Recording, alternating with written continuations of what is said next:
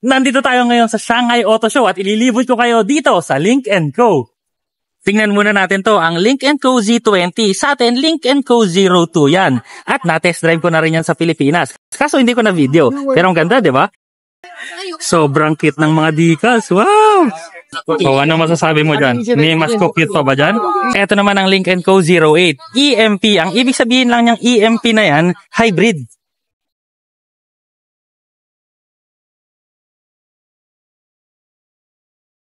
Ito ang Lynk & Co 07 EMP. Kung sa mundo ng kotse may sexy, palagay ko ito na yon. Wow! Ito naman ang 06 EMP. Ito naman ang Lynk & Co 03. Gwapo talaga. Ito yung lumang modelo na nanalo sa TCR. Kagulo naman yung tao dito kasi ito yung pinakabagong 7-seater ng Lynk & Co, ang 900. Pinakapaborito kong feature ng Lynk & Co ang interior. Tingnan mo naman, 'di ba? Napakasosyal. Gusto mo bang umupo diyan? Lynk & Co Z10.